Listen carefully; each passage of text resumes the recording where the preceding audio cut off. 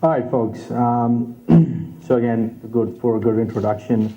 Again, I've been building and part of the .NET and JSF world for about 5 years, and with Infogistix for the last 4 years. I was initially involved with ASP.NET, and when JSF came along and it was picking up momentum, being a UI tool vendor, we decided that we will investigate in JSF. And when I was the first guys in our company who started investigating in JSF. So I've been working in JSF for a year now, and today we're going to talk about building enterprise applications in JSF. Because when you're building an application, I mean, whenever a new framework comes along, it's always we are hesitant to move along because, again, it's not mature enough, it's not tested enough, it's an open source. Some guy who was just sitting at home doing nothing decided that he's going to release a framework. So, we want to make sure that people have tested and it's ready for building enterprise applications. Sorry, I don't have that, so I'll be walking back and forth.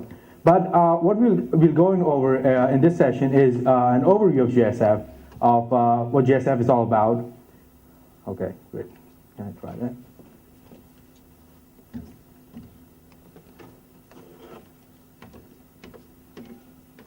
So what are today's enterprise demands? What do your enterprise demand? I mean, when you're building an application, or what are you seeing from your users? What do they want in their application? How JSF helps in their whole life cycle? Because we have different frameworks out there, and struts, I mean, again, most of the folks that I speak with, they're using struts and they don't want to move on JSF. I think they're pretty happy with it, and that's true because it's been out there, it's been well tested, a lot of support from the community, from other departments and other sources as well. Filling in the gaps. So again, it's a framework, a web framework. You need to make sure that it has adequate support, adequate community involvement, that you can easily build enterprise applications. And what do today's developers do if they really want to move on to JSF? So we'll talk about my background before JSF was a little bit of struts, so I'll be comparing JSF with struts. So I'll be comparing that how JSF can really help you take your knowledge that you've earned in struts and move along to JSF framework. Oops, I'm sorry, just getting used to it. So a new application framework adoption rate has been slow, which is nothing unusual because, again, we know in Java community that anything new comes up, it needs to be well tested, well known from the community. We need to make sure it's support. That's how people tend to move on and investigate more. And the big guys, again, put their research in it and have components tools out there that can help us build those applications. It's a standard part of Java EE5, so again, Sun has given its okay that we will support JSF moving forward. And again, a key point, Craig McClanahan, who was the creator of struts, was the key spec lead. So he's one of the spec lead for JSF, so you can think of that as folks who are working with struts and happy with it, they can be assured that the guy who created struts is actually the spec lead of JSF. So it's a big thing. Application architecture, I'm not sure if you guys can see properly, but I'll talk about those points. But the JSF application architecture, so what goes behind the scenes when a page request comes in, what is going on? It's basically a markup HTML generated. It's all web-based. So what JSF provides that was missing in struts is the UI component model. And this really helps you to build AJAX in your application. It has a base component tree behind the scenes. So let's say if you have a page that's made up of some input boxes and a grid and some sort of div tags or so on and so forth, the JSF has these components built right in there. So you can use them. And if you want to implement addition or you want to add AJAX to it or JavaScript to it, it's very simple. It has a built-in validation model and conversion type. So again, using XML files and web descriptors, you can easily incorporate all those logics in there into the JSF application itself. Navigation, same idea that again, it's all part of the page lifecycle. So if you're building a JSF application, you can easily do that. The render, if you want to change the render toolkit, so let's say you build an application XYZ, and you want to move it to a mobile device. All you need to do is basically put it in the right render kit. So your application stays the same in the back, but your render kit can say that instead of generating HTML, I want to generate WML for a mobile device. So it's very simple and very flexible in those areas. For the front end, for the developers, it's JSP, nothing out of the ordinary. We are all used to JSP, so you build your pages just like you do today. And in the back end, it's a backing bean that's backing up a page. So it's based on Model 2, but it does all of the inner workings and integration for you. So what you're working with is just your bean class. You don't have to implement any of the action classes or any of that anymore. Request page flow. So when a request comes in, the tree that lives on the server, which is your actual UI component tree, is reconstructed so that if, let's say again, you have a form, users interacting with it, you want to make sure that you have the state similar on the server. Then you can process events. So event in an application is important because if a user clicks a button, back in the days, we can handle the servlet, and we need to figure out what button was clicked or how that actually worked. So we need to basically have some sort of hidden variables here and there, parameters to figure out what action to take. But in this case, each component in a JS app has event attached to it. So a button will have an action listener to it, and you can handle it just like in your bean. And once the user clicks a button, you are handling a method. Nothing more than that. And you can have multiple events in a single bean that backs up a JSP page. So that really helps building pages and keeping your UI completely disconnected with your back end. Process validations, and then process events. Again, that's all internal to JSF. And then it decides how to render response. So each of these phases you can actually hack into these phases and say, hey, this is an Ajax application, so I don't want the whole page to refresh, but I want to actually take the apply request phase, do my own stuff, and then render a response. So I'm going to demo a small Hello World application, and then we'll get into more detail on how to build a real world solution.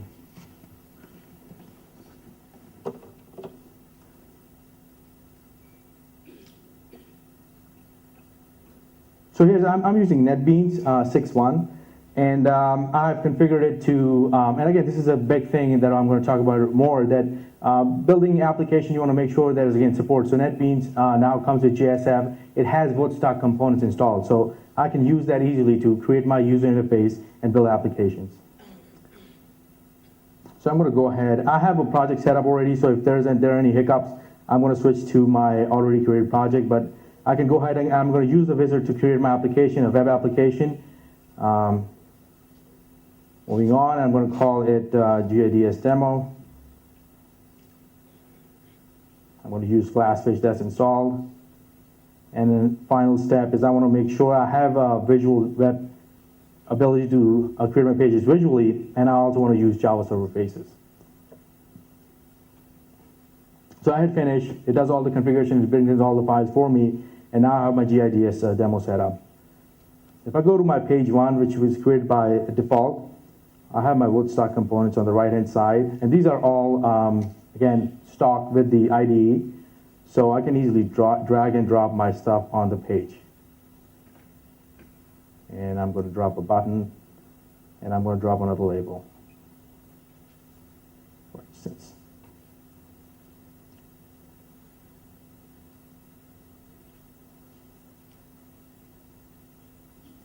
And I'm going to go, this is my backing bean now, so I'm going to go ahead and create some members for this page so that I can connect to my label and my text box that I have. So I'm going to quickly go ahead and say, private string, text value. Sorry, I don't have code. It's not going to be too long, but quickly set it up for you. Output value. And I'm going to say I'm going to use the IDE generator to generate my getters and setters.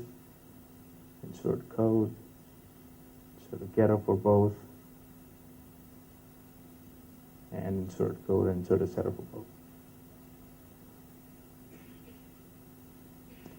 Okay, so I have now two of these connected, not yet connected, but I'm going to connect them. I'm going to go to the properties, and I'm going to say the text field to be connected to the input value. So I'm going to use the bind object. This is my page one, and I can easily just use the design time experience to do so. So here's what the JSP will roll. So this is the expression language in JSF that I'm going to use to bind my text box to the text value. And my label, I'm going to do the same thing. I want the text of the label to be bound to the output value attribute that I have in my Java bean. In the button, I want to create a, I would say, private string. I'm going to use it as an action. That's why I'm going to call that button clicked, and quickly say whatever my text value is, I want it to basically be my output value. So what it's going to do is it's going to take my value in the text field and then put it in my label. Just doing that, nothing fancy. And because it's a string, I'm going to return null. So for action and action listeners, there are different methods or different syntax. So I'm going to take my button here, and I'm going to go to my action, and I can say my handler that I just created button click. That's where I want it to be. If you look at the JSP, again, it's all generated by behind the scenes. So what I did was I dropped the text field. I mean, if you're comfortable with writing JSP, all you need to do is just understand the tag libraries, and you can start coding it in there. So it's no different using the Visual IDE, which again helps you. But if you want to go ahead and emit your own or generate your own JSP tags, you can do that. For button, I have the button click event, and for text value, I have the text value associated with the text value, and the output value associated with the output value. So I'm going to go ahead and run this application. I should have my Glassfish running, so let's see here real quick. Oops, there was an. Hopefully the exception doesn't cause any issues. Okay, so I have my button a bit bigger. So I type in something, click the button. What I'm going to do is I'm going to run the JSF sample. Doing live demos is always a challenge. So if I type in some text here, hit my button. So that was the idea behind it, but it was supposed to do the same thing. So we had the text box. What we did was, again, in the action event, we were able to take the text value just by using member variables, nothing fancy. So it was my bean was just, I mean, in NetBeans, it implements some interface, but you can even override that. You don't have to. It could be just your plain old Java object backing up your JSP. It's quite powerful. And the button at the bottom you see is showing you navigation, so you can define your navigation for pages as well. So you can create your whole application flow in navigation in faces.config, which is the JSF config file that you need to configure for the application. And when you do that, again, it's very similar to folks who know struts. You just return a success or a failure string, and then it matches what attribute you've passed in or how you want the page flow to work. It will navigate to the appropriate page. Okay. All right. I'm going to move on and talk about more. Sorry about that again. Enterprise demands. So again, simple application. We saw how JSF works. It's nice. We saw, okay, it can do the job.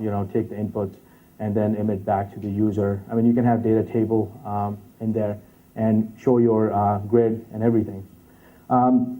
But your enterprise users, first of all, the users demand. So when you build an application, your users are now very smart. They can figure out what a good application is, what's not a good application, because they've been used to the web so much. So they want a quick interaction with the UI. They want to make sure that the UI should interact very quickly in terms of if they click a button, they shouldn't have to wait 5 seconds, 10 seconds to load an application. Faster page loads, less clicks to do a job, and so on and so forth.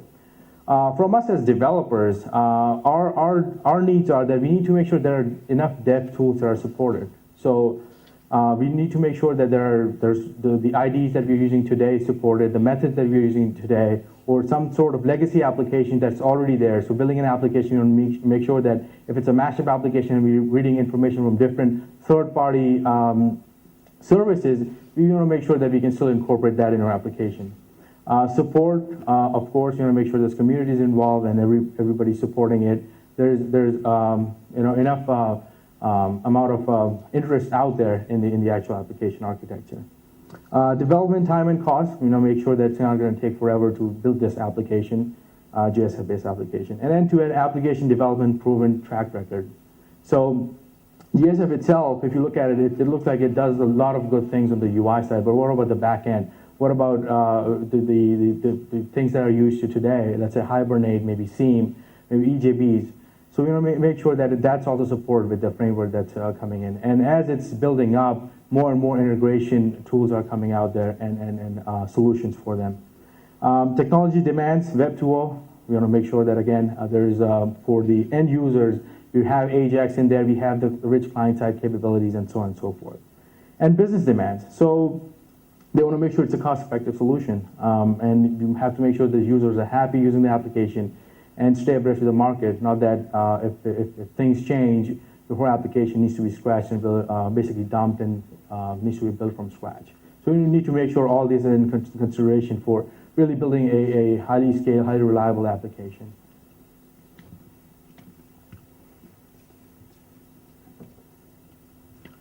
So how does GSF help in all this?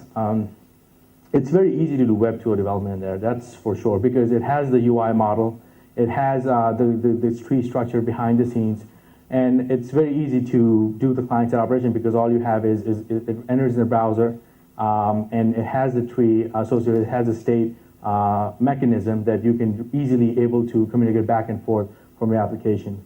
It's standard part of Java EE5, and tooling support. So I showed you NetBeans, but it has adequate supports for other IDEs like Eclipse, IBM RAD, and so on, JDeveloper.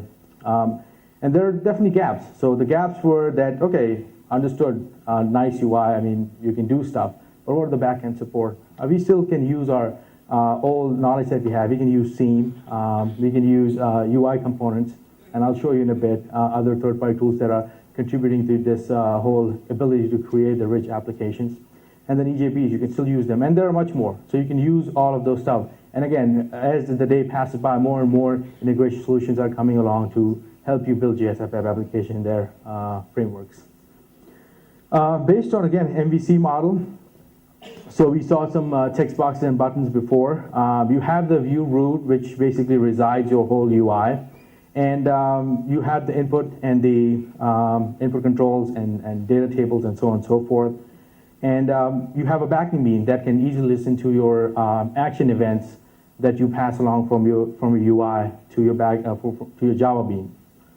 And then after that, you can basically trigger request and response to your model layer, and then you can easily interact with the UI. So again, it gives you that abstraction layer that you can use within your application. Again, it fulfills the, okay, so we're going to go ahead and straight look at the pet shop application demo. So this application is basically a pet selling sort of application. The seller can easily put the pet's picture, address, and other information in there, and anybody who's using the site can see if there's anything of his interest and buy the pet if he wants to. And it also uses mashups for Google Maps and PayPal to, if you're buying something off of this website, it will take you to PayPal and you can buy stuff. And then if you want to see where the pet is located, you can actually use Google Maps to do that. So for mashup, easy mashups. Okay, so I have it here. And I'm going to show you at runtime how does it look like. So here's basically the application again. So when we talk about rich interaction, we have this. I'm using Dojo for the UI piece. So it has a very good JavaScript library that allows you to do fisheye views and other menus and AJAX operations. So I can pick up a pet that interests me. Let's say birds. And it will take me to catalog page where it will show me all the birds and other information related to it. Okay. It's from our local machine. Don't know why it's taking so long. So here I have a menu. When I hover on it, I can easily see that it's going to show me all the information associated with it. And I have a image viewer. So again, for more, let me just change that.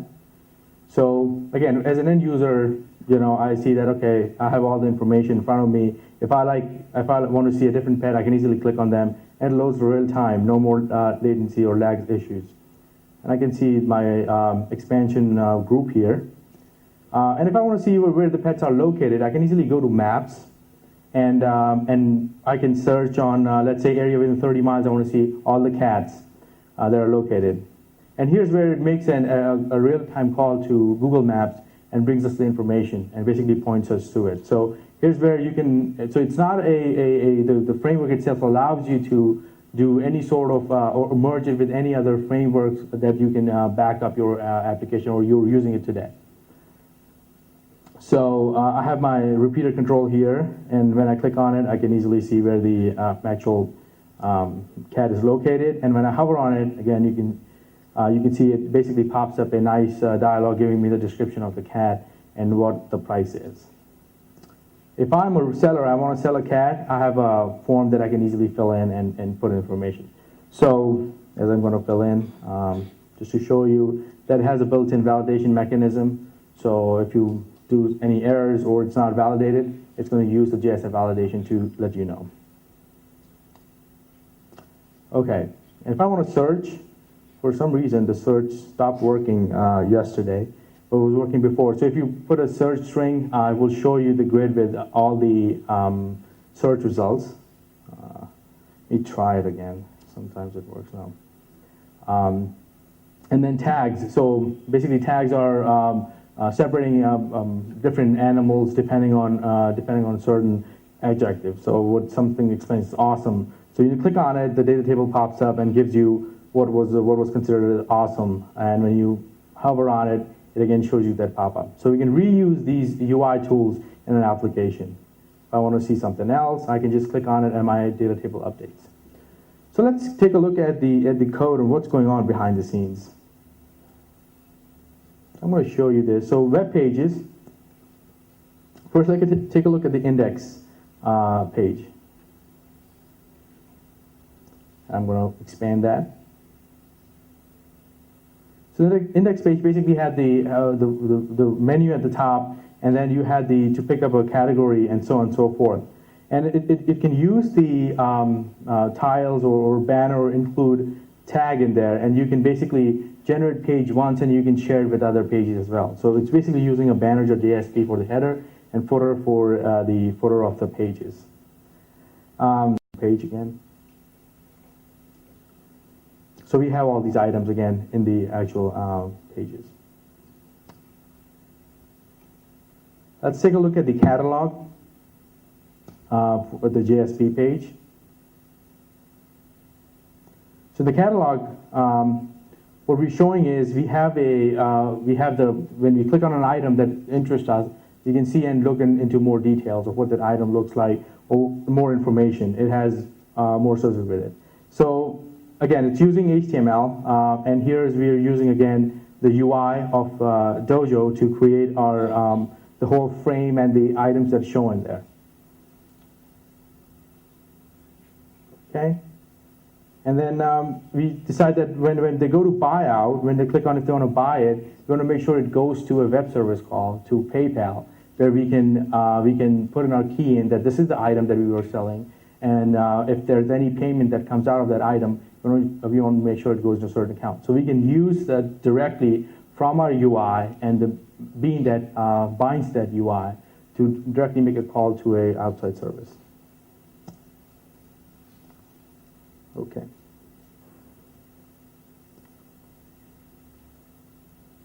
All right.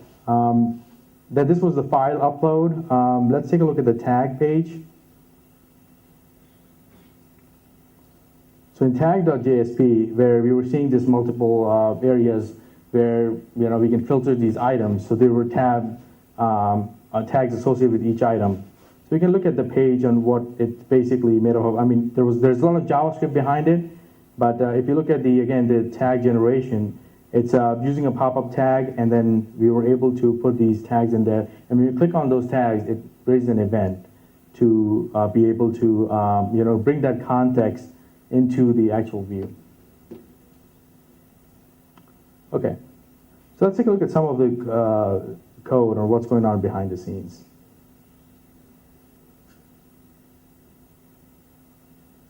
And I'm going to expand this. So we have the controller. It has all the beans that are tied directly to the JSP. So we have an address bean where a user is putting up a seller and he puts in an address. We have a simple bean, nothing fancy in there, and we can tie this bean directly to our input controls. So when they put in information, we can make sure that when a user hits submit, it fills up that bean value, and then in code we can just say that the address bean that was just created, we want to save it in our database. So it's very, again, easy in terms of getting user input and then passing along to your model layer. And similarly, we have other bean, autocomplete bean, for, again, entry purposes, and file upload bean is being used by, if you have an image that you want to upload, you can use this bean, and so on. Actions associated with the users. So, for instance, when we clicked on an item and we saw an image, we had this image being loaded by the action, image action. So it has the actual description of what the image look like and what needs to be triggered and how to pull up that image, basically, and it has all the definition. So it basically passes that image directly to your div tag that you saw when the application was running. Okay. All right. The model that directly connects us to our back end. So we, again, have the address and we have the product. So each, again, product depends on if it's a cat, it's a dog, or different animal. It has its own description and so on and so forth. So we can just associate that. Again, when we were seeing the information, those individual tags that showed us description, or in the panel when we expanded it, it shows us the image, the PayPal icon, and everything. Those were all being read directly from the product bean. So again, it's very easily, we can easily tie that to our front-end UI. And the tag.java, that holds the, again, we're using a persistent API. So that holds all the tags that can be in a single, in the tags area. So user can click on it, and depending on the tag, we can filter out the animals and fill in our data grid. Zip location, again, it's all part of our model, and this is talking directly to the to Google, and so that we can easily get a zip code, and we can pass it on to Google Maps, and it can supply us a map with all the locations that we can prompt to the end user. Okay, and the map viewer, which is basically, again, the viewer itself uses this to be able to show us the map on the actual area. So again, get locations, again, it's all built up into the class. Okay. And some other utility and search functionality here and there. So if we go back, we see, again, we saw that how the application works behind the scenes. So again, we have this using Dojo behind the scenes for maps and so on and so forth. We can easily use mashups to connect to, just pass on the information to a third-party web service and get information, and then pass it back onto our UI and throw it to the end user. And similarly, we can write classes, and this single element can be filled up with different items depending on where the user is. So if I hover on this, the panel stays the same, but the backing bean tells the UI that when you need a new information, there's there's a different set of item that you need to show. So it's very much. And then catalog, again, the same thing, that when you hover on it, your items show you different sections of that. You click on it, you can see different items and so on. So again, just using a single tag and easily being able to load information from your backend. Okay.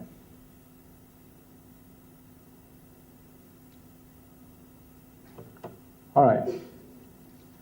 So some of the differences between structs and JSF, and this image I got it from online, that Java server pages, again, there's a distinction between how you use struts, or if you're using struts, and Java server adds on top of it. There are certain things that you were able to do in struts that you're not able to do in JSF, like pluggable initialization architecture, and enhance error handling and so on and so forth. But again, it's getting there.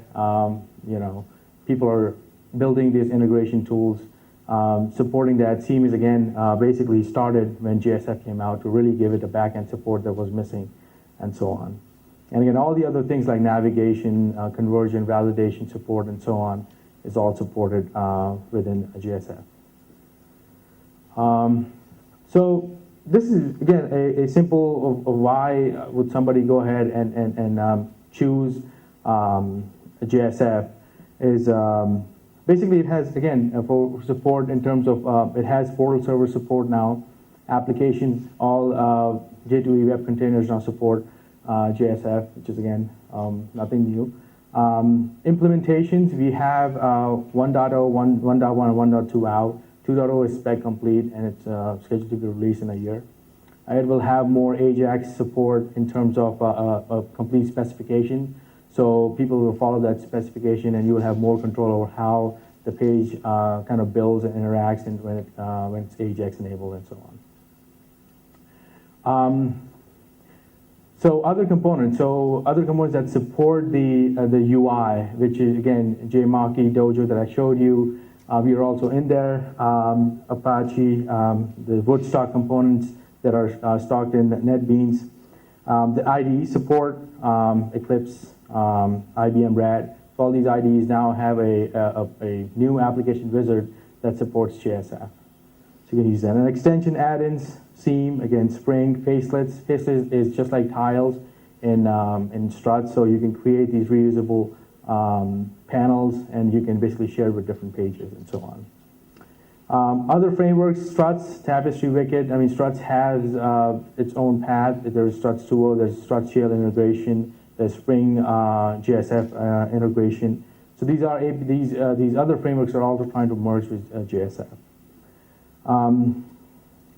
The references that you have for JSF is there's a site called jsfcentral.com, and I'm sure that you guys who are on JSF are using it. So there's a central location that keeps up-to-date news. So those of you who are really want to stay up-to-date of what's happening in JSF, go visit that. Then for components, for building a user interface, there are, again, a lot of vendors offering their own components. So you can go to jsfmatrix.com and see how other tools and controls can help you build your user interface. Then for Seam, you can look at JBoss Seam and Facelets. Another good project very much related to JSF is Facelets. So again, for all that stuff, you can go and visit them. So that's it, guys, from the session. Any question and answers, I'll be glad to answer them.